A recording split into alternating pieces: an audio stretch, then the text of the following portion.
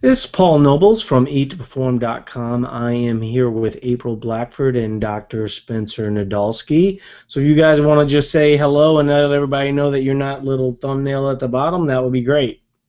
Hi, everybody. Hello.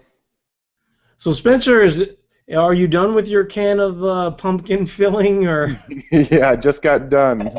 Yep, yep. Yeah, Spencer is I haven't had a chance to talk him out of doing his bodybuilding competition. He's been actually working towards a bodybuilding competition. It's really funny. You don't know this, Spencer, but at one point, Julia Ladusky, who is a power lifter, Mm, she was working with us, and Julia was great. She was a good role model for a lot of the gals, and eventually. She went her way, we went our way. But it's sort of funny because you're actually the second person that we've actually stumbled upon that is doing bodybuilding. And usually, we don't really recommend bodybuilding for people. We don't have a whole lot of bodybuilders doing Eat to Perform just because in general, it's really more of an expansion model. I do wish a lot of bodybuilders, in fact, the gyms that I'm working with here locally, there are a handful of bodybuilders there, and we're trying to get them to actually do some bodybuilding rather than just constantly dieting. And yeah.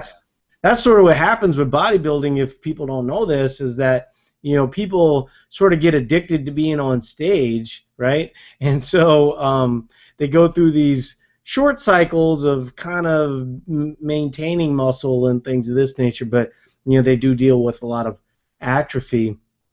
Um, Now, let me just mention to the new people that are just showing up here last minute, well, actually in the beginning, go ahead and just hit us up with questions, and we'll start to get to those as soon as possible.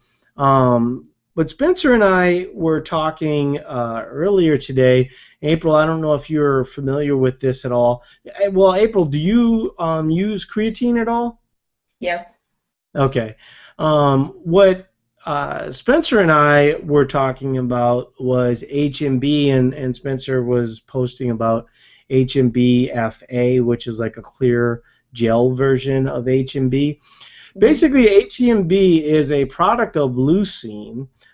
It's actually very popular in the CrossFit world because one of the properties is that it's an anti-catabolic agent. It's actually known to be 30 times more effective than leucine by itself. Um, Now, all that said, if you're kind of, doing mostly a cardio approach or something of this nature, probably not as effective as it would be if you are doing like these high intensity WODs for long periods of time, day to day, back to back. That's really where it seems to show the most benefit. What were you seeing out there, Spencer, related? Because I know you were sort of joking, but in those jokes, there's probably a little bit of seriousness. Which what about just asking about it? So the thing is, it's Here, can I HMB. just time out for a second? So Spencer has like this wide scope of friends, right? And so if like Spencer asks a question, you don't really know if he's actually asking the question or if he's inviting the trolls. So pretty much he gets like this mix of like half doctors and then half people just totally trolling him, and it usually ends up being pretty funny in the process. Yeah. So the newest supplement is HMB-FA, which it's usually bound to calcium, but now it's a free form of this stuff. And so there's just a couple studies recently that showed it's apparently better than what steroids would do in these studies they showed. And so a lot of people were up in arms because it's most people think it's bogus and it's just more supplement hype, and these people were tinkering with the study results and all this stuff. So of course Muscle Tech was the first company to come out with this stuff, but it's not like they're the ones that did the study. They're just buying the raw stuff and putting it in a pill. So it may be worth a shot. I mean, at least if you're working out really hard and it helps you recover, hey, I don't know. We'll see. But Well, I do take HMB and have been taking HMB for a month, and I do think it is helping. And I have many athletes that have been taking it, and that's actually how I got introduced to it because there was like this group of in CrossFit. There's a supplement company called Blancs, and Blancs has a product that has creatine and HMB in it, and then they offer HMB all by itself. The idea of HMB and creatine is that it's really more of a bulking type product, and then HMB by itself would be if you didn't want to kind of add size in that process. But pretty much everyone that I know uses it with creatine. yeah. And we, I don't know, we'll see. I get tested, what is it, like May 20th right now, so I've got probably about a month before I test body fat again, so we'll see if it makes any gains. I mean, the funniest thing about it, though, is that the gains they're not going to blow you away, No. I mean, but, if you're a trained person, which at this point I kind of am, 1%, gain in lean mass or like 2 pounds of lean mass is like all the money. I mean, Right. that's really what you're shooting for, at this point in the game. We do have one question from Kara McCardle. Kara's asking, she's 5'7", 155, about 27% body fat. She's 32. She just got some Vitargo to try. How much do you recommend to take? Usually what I suggest is starting off small, and because some people will experience some dosing. I didn't think that I would experience dosing issues with Vitargo, and I'm still not completely convinced that I did, but the first day I did it, I was going to do heavy deadlifts, so I ended up doing the recommended dosage, which is 2 scoops, which is 70 grams, so it's about 280 grams of carbs. And I did get kind of a little hypoglycemic, but it could be lots of other factors, so I wouldn't necessarily go with that. But what I did do is the second time I used Vitargo, I just went down to 1 scoop and didn't have those effects. So since then, I've used 2 scoops many times with no issues at all. But usually what I will do when I am doing 2 scoops is I will take it about half of it before, and like a 2 scoop day is usually a lifting day, and I'll give you an example of what that might look like, because my rest days are on Mondays and Tuesdays and Fridays. So Mondays and Tuesdays I tend to get a little bit aggressive with carbohydrates and calories, and so those tend to be a little bit lower. So what I do per Metflex is on Wednesdays, usually I'll have some level of carbohydrate at lunch because I've been kind of low-ish carb, around 100, 125 the 2 previous days. And so I try to up my carbs, and then I will almost always have 70 grams of carbohydrates because that's a lifting day for me. So 70 grams from Vitargo pre-workout. And so I'll drink half of it and then half of it intra-workout, and that usually works real well for me. That's so I would play with it a little bit because I think it is kind of dependent. April, don't you normally see people or a lot of gals doing like half a scoop? That's what I started to say. With women, typically, I recommend, for me personally, I started out with a half a scoop and then moved up to a full scoop. I take it exclusively intra-workout, which works amazingly well. I've seen a lot of people, if their workouts last an hour or longer, if they try to take it pre-workout, it doesn't work so well. I usually recommend either intra or post-workout, one or the other. But typically with women, start out with a half a scoop and then move up to a full scoop. I think 2 scoops is usually, unless you do like your scenario and do 1 scoop intra and then either 1 scoop pre or post. But typically women do a little bit. I probably do have more muscle mass than most women, so it might make a little bit sense for me to have a little bit more. She is saying she's 26, 27 body fat, CrossFit 2 to 3 days a week, and other workouts 1 to 2 times a week of lifting and interval cardio. What I will say is, well, one, if you take creatine, you should take creatine with carbohydrate. It is usually a little bit more effective, or you take it post-workout. Um, Most people believe that's related to GLUT4. What are your thoughts on that, Spencer? Do you have any opinions Yeah, on creatine? I mean, it'll work regardless, but I generally, Yes. it does work better with carbohydrates, at least as far as most of the studies go. Yeah, uh, but a lot of it is related to kind of insulin, and we're kind of trying to get insulin up around your workouts anyway, just as a fuel selector switch. It's kind of interesting. I think that Alan Aragon and Brad Schoenfeld, those guys have done a lot of great research related to nutrient timing and how it's really not that big of a deal. That's sort of what Spencer was referring to with the creatine, that your body will kind of get it. You don't have to be overly worried, like, oh my God, I didn't have carbohydrate with my creatine. What's going to happen?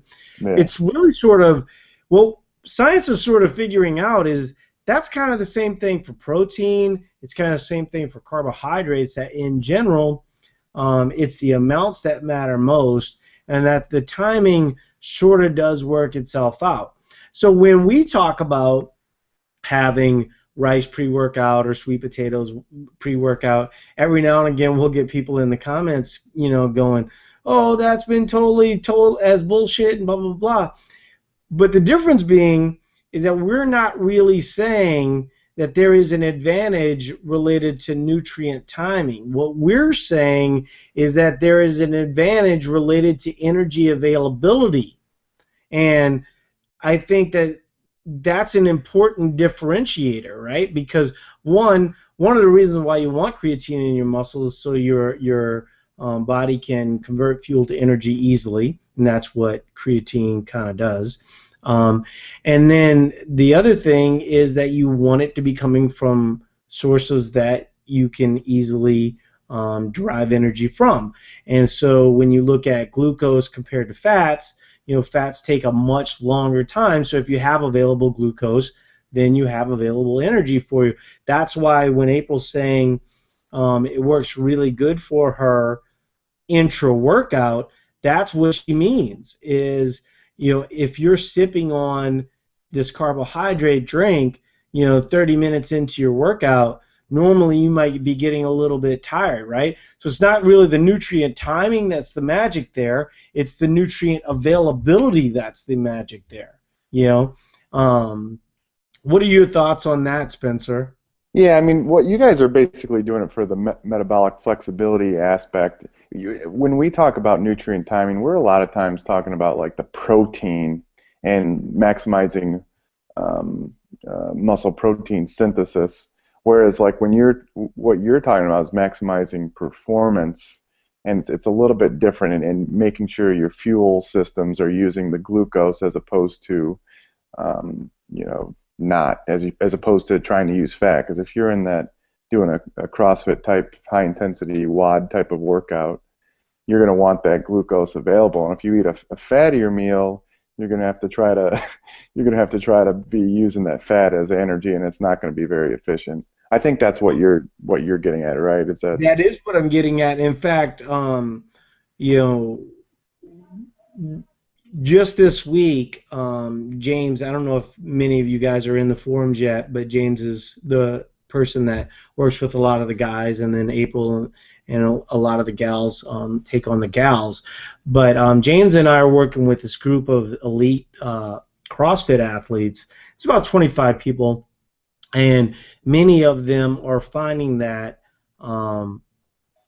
they have the strength, they are able to do various things, but they kind of hit that wall about 30 minutes in, Yeah. and all of them, I mean, looking at food logs, their fats are like 200, 215, things of this nature. So we're trying to get their fats, down to about like 150.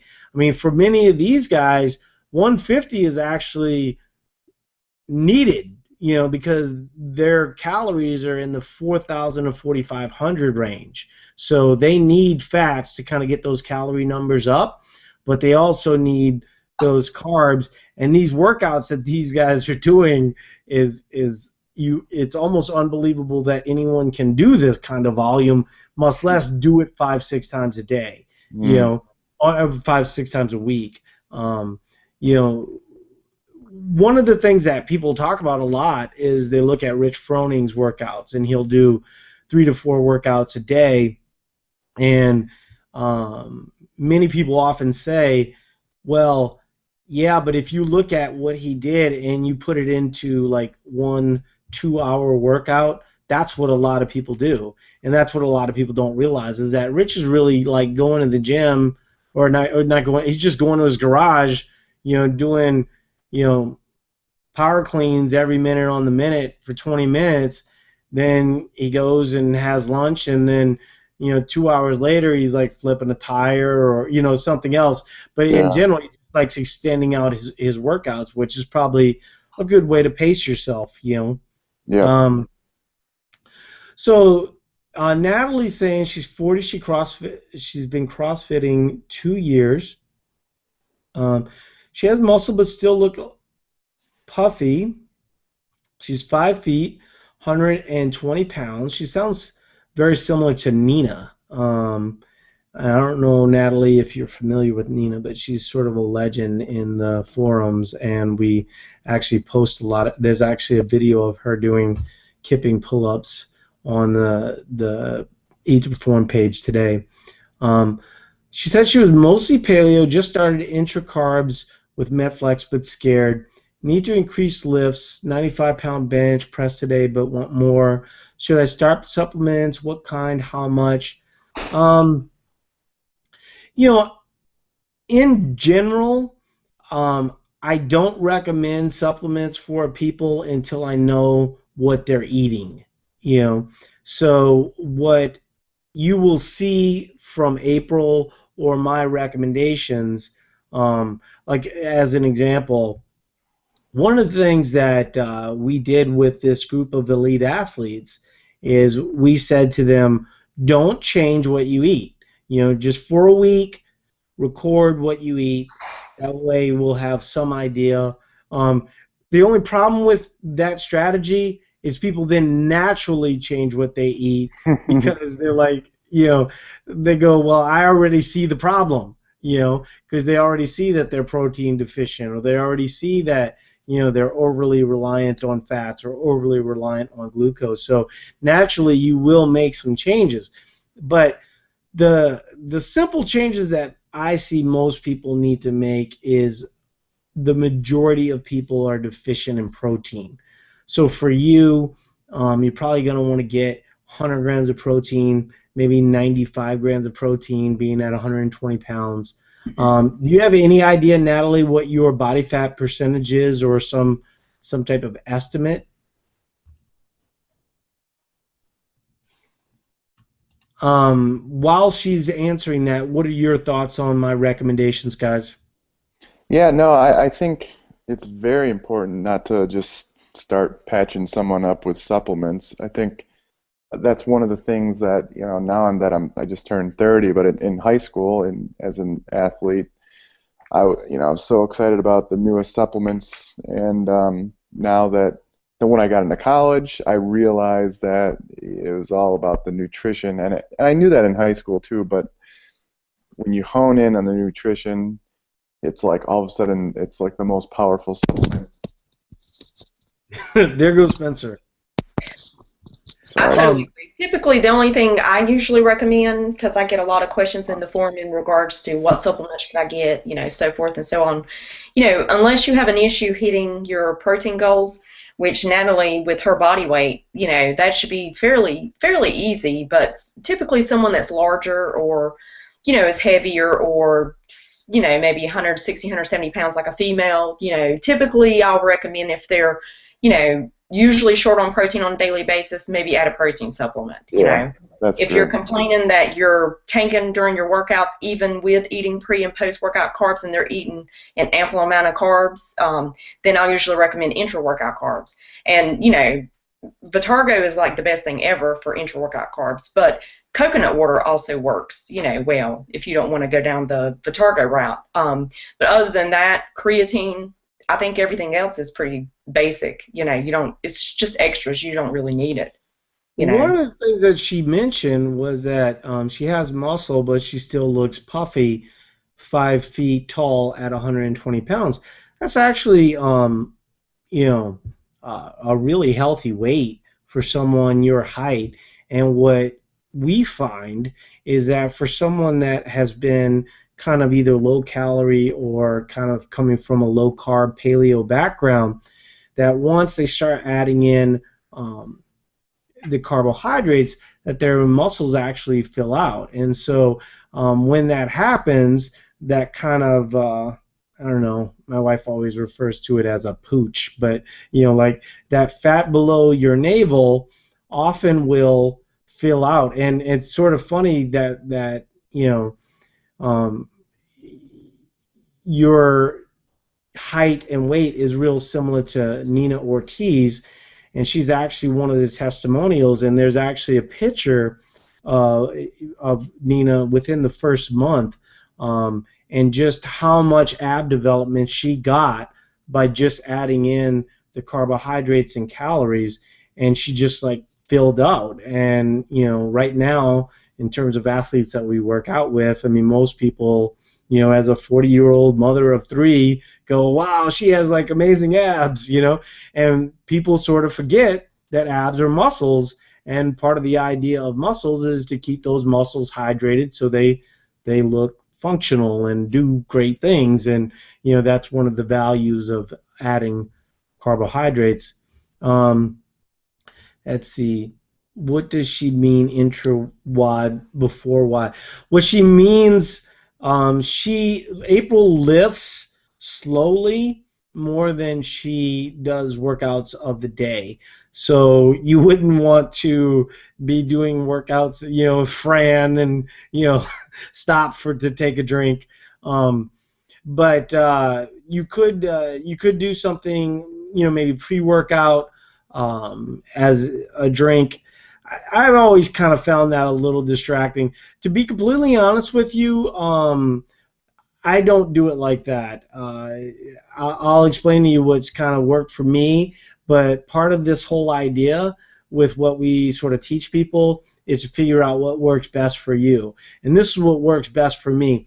I do lifting a couple days a week, and usually I will either have a finisher, but the good majority of the time I try to keep my cardio or WODs away from those days, right?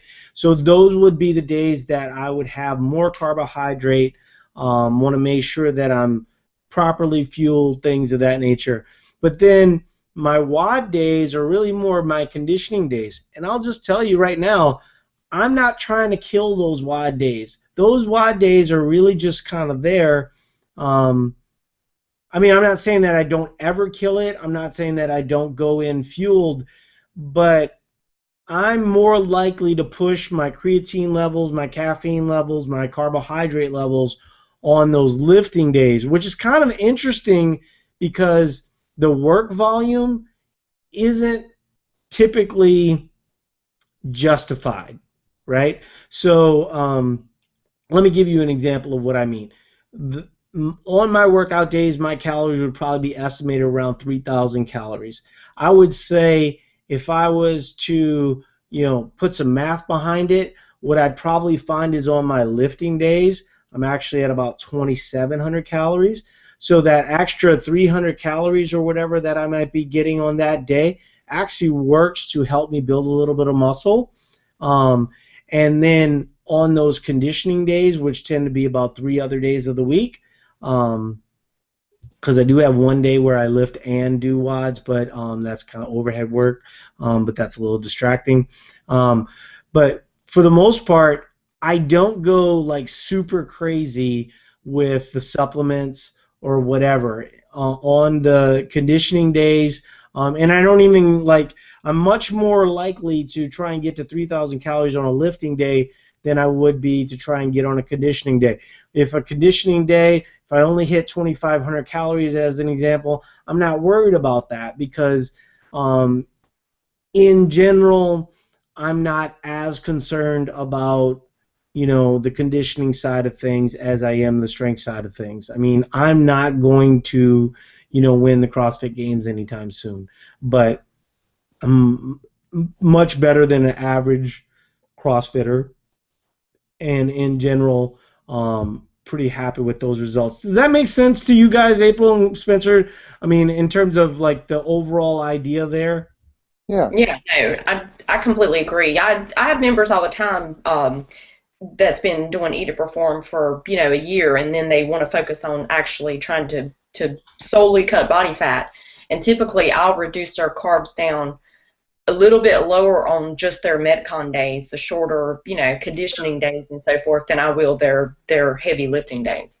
I do the same thing, and we've all had magic results doing that. There are a lot of Metcon days, as an example, that'd be like a 20-minute. Let's say you have a 20 to 25-minute Met. Let's say actually even go further than that. Let's go to Murph. Okay, Murph is a 1 mile run. It's I think it's 100 push-ups, 100 pull-ups, 200 push-ups, 300 air squats, and then another mile run. Guess what? You don't need a lot of carbs on that day because you're not going to be able to do that WOD at high intensity. Your heart rate's not going to be like beating out of your chest. You're actually going to have to stop and rest.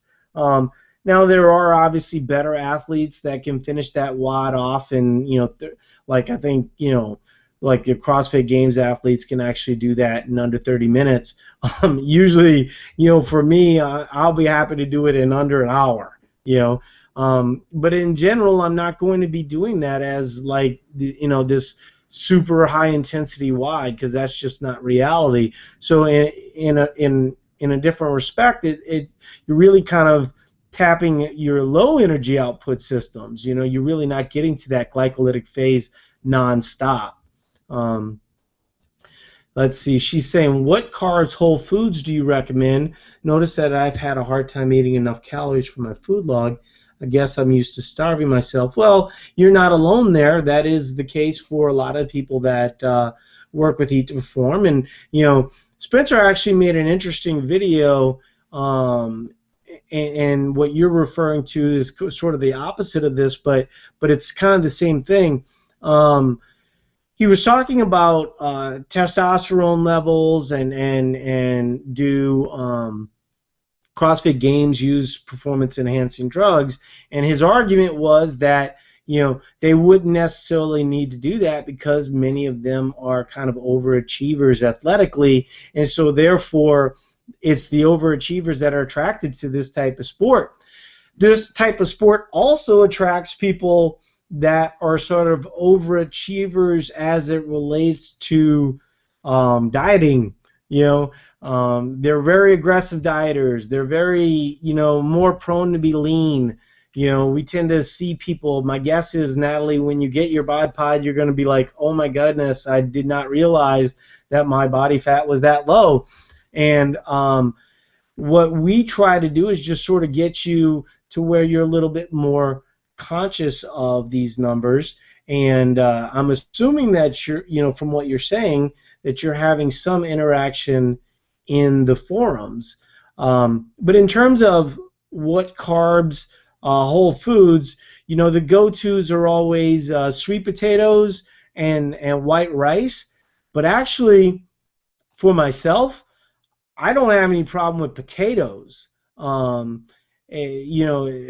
do enjoy the flavor of sweet potatoes more, so I probably eat those 75% of the time. Not uncommon for me to just go to the grocery store, get some simply potatoes. My kids tend to like white potatoes better anyway, so therefore I don't keep those out of the equation I think that's kind of an interesting discussion we should have at one point too, is, when we start to eat better, how does that affect the rest of our household? And, yes, sweet potatoes have marginally better nutrients from a vitamins perspective, but frankly, all potatoes, don't have an amazing amount of vitamins. It's not like you're getting the same type of nutrients that you would get from, let's say, kale. The whole point of potatoes is to kind of get that glucose and get the starch, so you can use those in your workouts. April, you always have a list of things that people use, and if they've come from a paleo background, they don't always consider these. I love grits. Grits are perfect pre-workout. It's a southern thing, but grits are great. I do the gluten-free oats, and I do the white rice. And I have recently started eating a lot of plantains, and that would fit perfectly for Natalie because How the do you make ripe. your plantains? Oh, plantains are delicious, No, but but they're how very, do very. you bake them or something? Yeah, what you do is you have to let them sit out till they're overly ripe, and the longer the riper they are, and the longer you cook them, the higher GI they are. So the GI index can be up to 80, 90, depending on how long you cook them. But I typically slice them into wedges and then sprinkle some cinnamon on them, and then roast them in the oven at 425 for 10, 15 minutes. But they're really, really good, and you can have 180 grams of plantains for 220 calories. So that's a big calorie dense and doesn't make a whole lot, but for someone like Natalie who is coming in, and probably is going to feel overly full from introducing carbs already, plantains, and I think white rice would be her best friend. So Do you ever make any mofongo, April? No, Do you you have to. guys know what mofongo is? No. Mofongo is basically like a mashed potato made out of plantains. Mm. It's a big dish in Latin American countries. In Puerto Rico, there are no mashed potatoes. Basically, you're getting mofongo, and you're gonna like it. Sounds good. I like the starchier plantains, but the sweeter ones, higher glycemic index would be good. Yeah, Yeah, they're really good. My husband actually has started loving them. I've started making them like into French fries, and he loves them. So. Well, that's basically what mofongo is. Mofongo, they just use it like it's a potato. But plantains tend to not be as sweet as bananas, though, right? I think that for me, I actually think that they're sweeter. I think that they have a consistency or a taste halfway between like a really sweet banana and a sweet potato. They're starchier than a banana, so they have a starchier consistency, but it's not as banana-y tasting. Right. I know what you're saying. I love plantains. Yeah. We did have a question from Isabel. She says she's 5'1", she's about 105 pounds. Quite lean, although I don't know my body fat percentage. She says she eats lots, definitely enough calories, but probably not enough carbs. Looking to build muscle and get stronger. Cutting fat would be a nice outcome, but strength gains are my main priority. She said she CrossFits 5-6 times a week, starting with strength component, then Metcon. I eat paleo and just started trying to eat less fats and more carbs, but I'm not feeling more energized or stronger, but actually tired and puffy. I know this is from water retention. Recommendations: how and when should I eat my carbs for optimal performance? Well, I think that when you're coming from eating mostly fats, and a lot of people in your situation are able to stay relatively lean, but they have trouble putting on muscle mass, eating a lot of fat and keeping their carbs low. And so when you sort of make that switch, basically your body is not as flexible as you're hoping that it will be later on as you start to introduce carbs. When we kind of talk to people, we sort of preach like a moderate approach to both, where you're going to have more carbohydrates on your workout days and then fewer carbohydrates on your rest days. In your case, you're probably going to want to start slow. One of the recommendations that Mike's not here, but Mike Nelson is the person that wrote Metabolic Flexibility for Fat Loss. For somebody like you, one of the things that Mike recommends is that initially you would want to stay away from the pre-workout carbohydrates, and that will probably help a little bit as it relates to being tired or puffy. And stick to adding in gradual amounts of carbohydrate post-workout, and then once you start to feel right there, then you start small dosing pre-workout, just to see what feels the most right. But in general, if you can keep your carbohydrates post-workout in the beginning, you'll feel less tired and less puffy. When are your workout times? Is it in the morning or in the evening? That usually is helpful.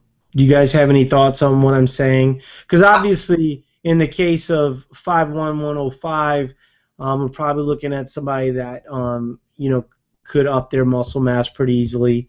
She says she works out in the evenings, but sometimes midday. The thing that I really like about the evening, and let me just be flat out honest with you, all of us feel puffy. Even Spencer, when you are kind of pushing it from a carbohydrate standpoint, especially in the evening, you will sometimes kind of look in the mirror and you're like, oh gosh, I'm feeling a little watery, little sloshy. That's called a food baby. It's a food baby. You go to bed with a food baby, then you wake up with tight abs. That's the idea. I love my food babies. Yeah, and then I think that we'll go with April's food baby thing, but you don't necessarily want to have the food baby right before working out, right? And certainly if your body's needs to adjust to adding carbohydrates back in, you're gonna want to do that gradually.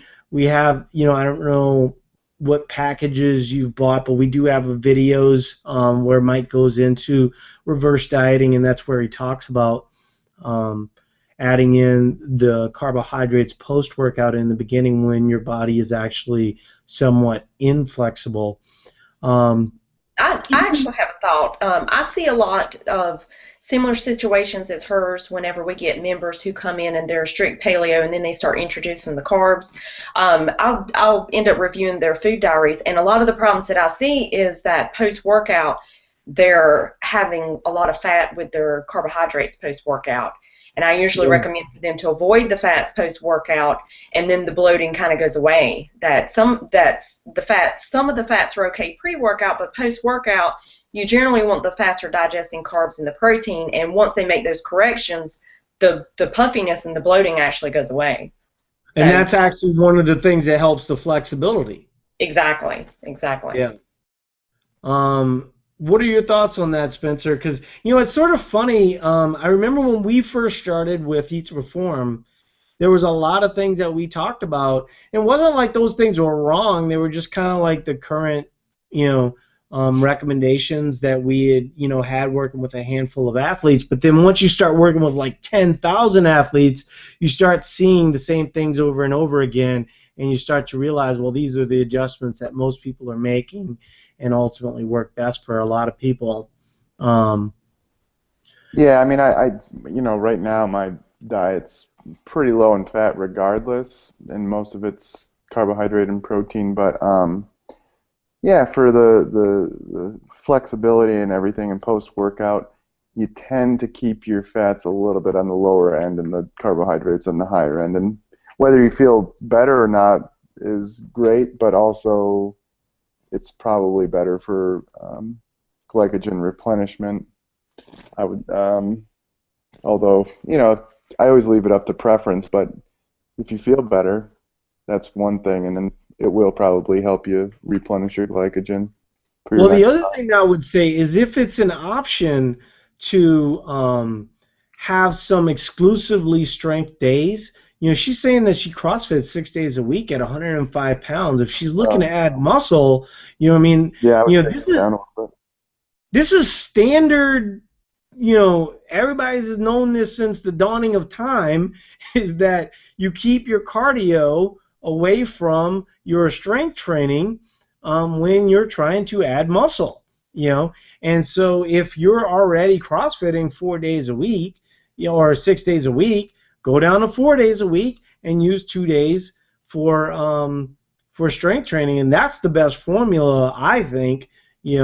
Especially if you're trying to add in some carbohydrates post workout. Like I mentioned earlier, for my protocol, I tend to go a little bit higher, and then use, I wouldn't say that they're necessarily control days, but use my WOD days to kind of soak up all those extra calories. Yeah.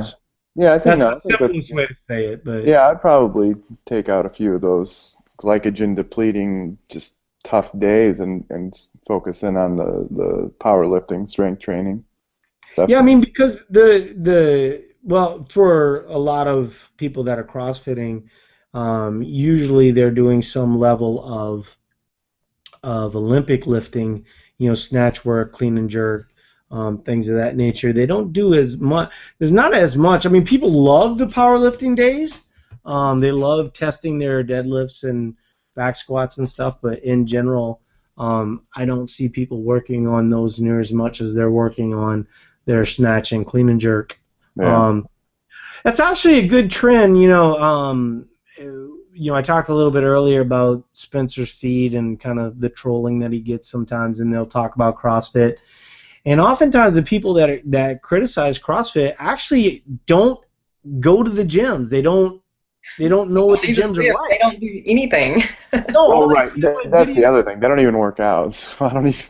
Yeah, but like they'll see videos on YouTube, and they'll think that like every CrossFit gym. I mean, like in our gym, as an example, we have an actual Olympian that is the coach. He was like in the Olympics in the 1970s, right? And um, certainly none of his athletes are wadding the day, that day.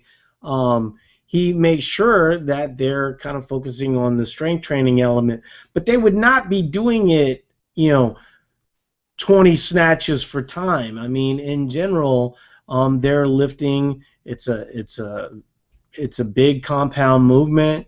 They're going to be doing it slow.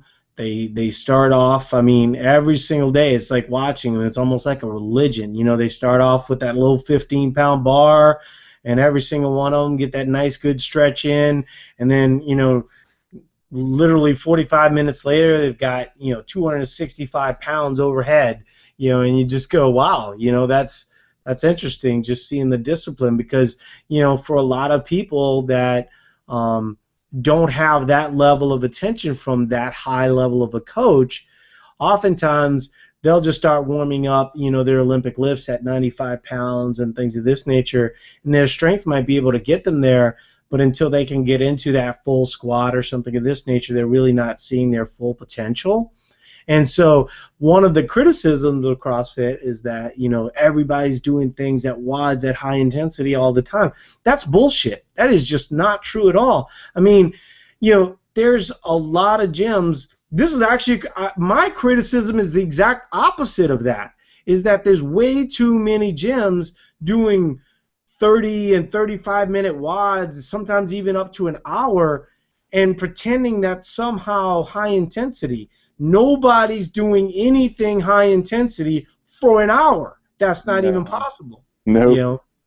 And so I think it's almost like a myth bordering on a stereotype, that just keeps going on and on. And it's like, look, guys, like even Brad, which I love Brad's article, and I think that what he said, like for instance, Brad Schoenfeld, he's like the super hypertrophy guy, works with a lot of bodybuilders, things of this nature. Dude's brilliant. And one of the things that he talked about was muscle development in the back deltoid area, which, I don't have any problem with him saying that, but in general, he's wrong. And the reason why he's wrong is because every single box does something differently, right? And so there would be boxes that are working that area more than other boxes would. My argument is actually that Brad's muscle development argument could be much broader. That in general, there's too many people under eating to actually see overall muscle development, and that's obviously a big part of what Eat to Perform is all about. But there's way too many people kind of coming from a background of what Isabel's saying, where the basics of strength and conditioning concepts, like keep your cardio separate from your strength training, these aren't things that are coming up a lot, and frankly I think that they would. So many of the criticisms that I think are criticisms of CrossFit from 3 years ago, CrossFit has evolved, but I wouldn't necessarily say it's always gotten better. In general, what we see a lot is CrossFit is very popular in the suburbs and it's very popular with people that have money because the subscriptions are really expensive. So what the coaches tend to do is they tend to program the WODs for what their client base wants. And that sounds like what they should do, but I think it's actually the opposite of what they should do in a lot of instances, because why you hire a coach is to teach you to do something that's actually going to get you better at exercise. When you program WODs for 45 minutes and someone is coming from an overly cardio background where they were on a treadmill for 45 minutes to an hour, they're only marginally different, right? The treadmill at 45 minutes is maybe a little bit better with a barbell in your hand, but in general, those are the types of things that I don't think are super positive. I also think that there's way too many people, we always focus on the 10% of gym killers, and there were some scary moments at regionals this weekend where people were doing like these really heavy overhead squats and the bar was falling down on them and stuff, and it was, it was really scary. But we have the opposite too. I would say at any given time you can walk into any CrossFit gym right now and 35% of that gym is kind of sitting in the back, lollygagging it a little bit, and they're not being pushed to an adequate level. And I think that's as big of a problem, because that 35%, they're going to be leaving soon, right? Because they're not going to get, wow, this CrossFit thing, they said it was supposed to be harder, but, when I do a band and I only do 15 pounds, it doesn't feel hard to me. That's because you're not pushing yourself enough, I mean, certainly there needs to be a little bit more focus on form and things of this nature. I think there has been a lot more focus on form. The coaching techniques and things of this nature are a lot better than they were 3 years ago. But to a certain extent, what that's done is it's taken a lot of people that used to be at like Lifetime Fitness or Snap Fitness or some of these other places that are all these treadmill farms, and they're bringing those into CrossFit. And the way that CrossFit is sort of adjusted is to basically kind of treadmill farm CrossFit.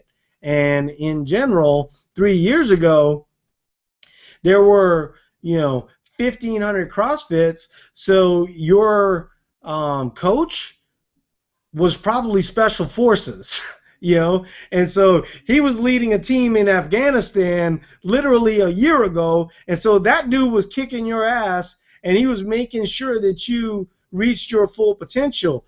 Nowadays, what we see is a lot more coaches who maybe don't rise to that level of pushing you to the end where you want to go, but they are getting a little bit smarter about like form and things of that nature. And so there's been some improvements, but obviously it's a relatively new way of exercising, and I don't know, I'm not an apologist by any stretch of the imagination, but in general, I think that CrossFit gets a lot of negativity from personal trainers. Um, but in general, most of those personal trainers would like to see their clients work harder to get better results anyway, and that's essentially what CrossFit's trying to do. So, do I know all the answers? No, but I think that it's hard to criticize a methodology when you're not in that gym on a regular basis, right?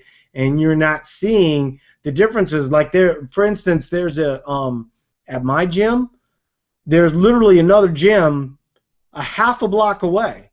My gym is a little bit more strength focused, and that gym's a little bit more endurance focused. So any criticism that you would have about CrossFit, there's two gyms that are doing two exact opposite things, right? And so whatever criticism you may have, you would then have to, juxtapose that criticism in two different arenas right then and there. So I think it's more complicated than people tend to make it out to be. But in general, I think people think that they're doing a lot harder work than they actually are doing, and that's one criticism that I think. We do have another question follow-up from Kara, but then I'll get back to you guys' response to what my little diatribe there. She said, "What about fruit as carb per pre and post workout? For ease, I do a lot of raw egg smoothies with fruit." Well, like April was saying, ripe bananas is a good fruit because that tends to be a starchier source. In general, though, fruit, it's sort of funny because you will get people that will badmouth fruit because basically it is fructose for the most part, and fructose prioritizes liver glycogen replenishment, and so therefore it would only be a certain part glucose. But, Spencer kind of alluded to it earlier, your body has a way of figuring that stuff out, and through gluconeogenesis, it can create glucose from fats or proteins. In general, though, what we try to do is kind of coach people to get more starchier sources in. So are fruits bad? I would not say that fruits are bad. Is it most optimal? I would say that there's probably room for fruit, but you should also add in some white rice and some sweet potato, and then you would be meeting kind of in a happy medium. What are you guys' thoughts on that recommendation? Yeah, no, that's good. I mean, fruit, so it just depends on the fruits. It's generally about half and half fructose and glucose, depending on which fruit it is. It can go 40, 60, 60, 40. And sometimes the fructose can actually help with the glucose absorption, but when you're getting white rice, there's not as much of that fiber, and it will digest probably better, and it might not upset your stomach like the fructose can with the fiber. So it's for people trying to lose weight, the fruit's good. It'll fill you up and make you feel full, whereas the white rice and that will fuel you up, not fill you up as much. So I think that's a good recommendation. What you gave. She is also asking about quinoa. We don't have any problem with quinoa. Some of the some of the paleo folks will have a problem with quinoa. I think if you're having quinoa, the quinoa seems to be one of the safer starches that I see most paleo people that feel comfortable adding, actually. So they feel comfortable adding that than white rice as opposed. In regards to the fruit, I agree with what you were saying, Paul. If you add some starchier carbs, depending on how long the workout is, if it's a shorter 20 minutes or less, if it's just regular typical fruit, because the fructose is usually going to provide you with quicker energy stores anyway, rather than the long-term sustainable like the glucose would, as glycogen. Post-workout, there's lots of different fruits that would actually work. The very ripe bananas, the ripe plantains, dates work very well. There's a lot of different options out there that she could use that would work very well. Well, also like cherries, as an example, are in anything that are good as antioxidants, those tend to be beneficial. I have that cherry pineapple smoothie probably 4 nights a week, and I couldn't be a bigger fan of that. Um, in general, though, like when we talk about grains, I personally don't eat a lot of grains. I just have found that when I kind of started eating more whole foods um, and only occasional grains, that my stomach just handled that a lot better. I think that's what a lot of people find, frankly. But what they find is that they were eating oatmeal for breakfast, right? And they were eating some type of grain for dinner, and then spaghetti, and those probably weren't great formulas for fat loss and things of this nature, but in general, probably wasn't a great formula for a healthy stomach, And when you go to more meats and veggies, and then only occasional grains, those types of things. I used to basically live on Tums just because I didn't eat a lot of whole foods. And once I started moving to more whole foods, the Tums sort of went away, almost to the point where literally I could eat anything. I mean, I could literally eat like the hottest chili 9:30 at night, go to bed at 10, and I would be fine. So that's how dramatic the change was for me. That's why I point that out. So Isabel's asking, when I suggest separating my strength days from Metcon days, would it be more beneficial to work on just power lifts, or would Olympic lifts be beneficial as well? Well, I think there's an argument for both, but I think for someone that's 105 pounds at 5'1", I think the argument is to do the most that you can lift. And so Olympic lifts, as an example, let's say that you can only snatch 65 pounds, but let's say that you could back squat 135. I think the math would suggest that you should do the 135, right?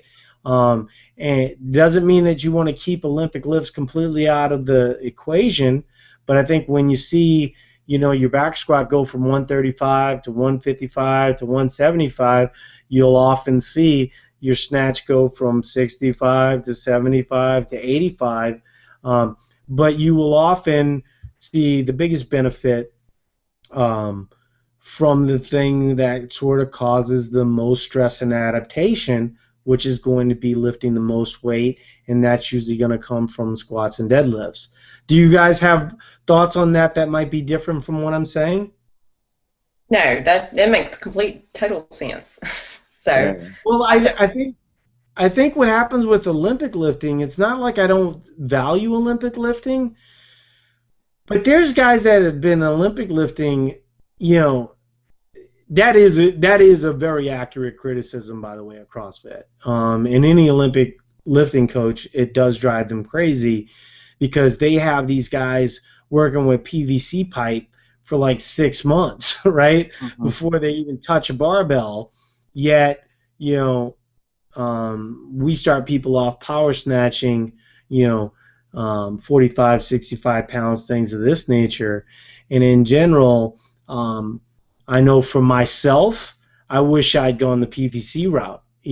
I still can't overhead squat. I mean, I can ugly overhead squat like 115, but I often wonder what it would be like if I had just kind of progressed from, when you've been kind of sedentary lifestyle, kind of working a seated desk job for a long time, a lot of the muscles that you need for Olympic lifting sort of become dormant. And so it takes a while to wake those things up.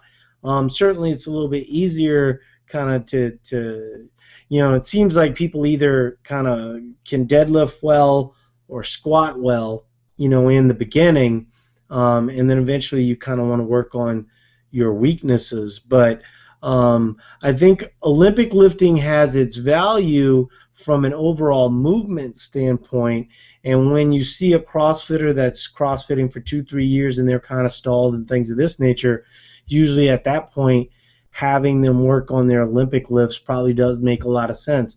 But from somebody that's just starting off, you go bang for your buck. If if you're trying to add muscle, put as much weight on the bar as you can that you can lift as often as possible. That is my recommendation. What are your thoughts on that, Spencer? Yeah, just trying to, I mean, the main lifts, like you said, the deadlifts and squats and just kind of progressing up. Yeah, no, I agree. Yeah, I mean, for myself, because I always talk about um, really focusing on getting better and kind of eating enough food to allow your body to adapt to getting better. Yeah. Um, and for a lot of people, that's the part that they fall short on. But for myself, I put on something like 20 pounds of muscle within probably a year and a half with that formula alone. You Mm-hmm. know, and people go, well, gosh, what was your big plan? I was like, my big plan is every day I came in the gym, I tried to lift more than I did the last day. Yeah, You know, progressive overload is the way to do it. I mean, that's kind of the problem is a lot of people will go to do CrossFit stuff and they're just kind of all over the place and there's no progression, but you can do it. I think you can do it both ways a little bit. you 100% can, as a CrossFit trainer, you absolutely can train random programming in a progressive manner. Yeah. There's just I mean, if you look at all the CrossFit Games athletes, that's exactly what they do. They have a linear program. As an example, this elite group that we're working with right now in uh, like 2 weeks, they will move to almost exclusively strength training. So they'll go from a lot of Metcon type stuff to really only Metconning a couple days a week. And one of the things I always talk about is that Metcon for these athletes, the high end athletes, is really just a test of the skills and strength that they've earned along the way. Mm-hmm. And um, so that seems to be a good spot to end. Hopefully everybody's questions got answered. We were able to get into a lot of detail. That's one of the fun things about having smaller classes. And also, if you guys, Isabel, I would think that for you in particular, but pretty much everybody in this group, especially um, Natalie, your best friend needs to become Nina Ortiz because she is virtually your doppelganger as it relates to body type. Natalie did say, I agree with the guy I just said about lifting is all lift, so I started lifting separately 3 days a week. Yeah, I mean, it makes such a big difference. And the nice thing about lifting separately 3 days a week, and even if it's 2 days, like for me it's 2 days, but you see the progression, and you see yourself getting stronger. And if you just try to get strong randomly, it just, it might be able to happen a little bit, but I don't see anybody really making those 30 to 50 pound jumps the way that somebody who's actually goes into the gym and works towards a linear progression. So we'll end on that note. I appreciate everybody being here. But as we always mention, this is really just kind of a stopping point, an introduction point for a lot of people. And we have a full staff, about 15 people in the Science Lab, which is our private forums. That's what you guys are paying for. And I think you're going to find that that's probably going to be a little bit more inclusive to what you guys need. And then some of the starting points we talked about here, you will actually get more of like the tweaking that allows you to get better gradually and reach your goals and get actual results, because that's obviously what we're here to help you do. So I appreciate everybody being here. Spencer, April, if you want to say goodbye, we'll end on that note. Good talking with you guys. All right. Talk to you later and see you guys in the forums. Also, by the way, if you miss any of these, we do repost them in the forums each week. So I will talk to you guys later.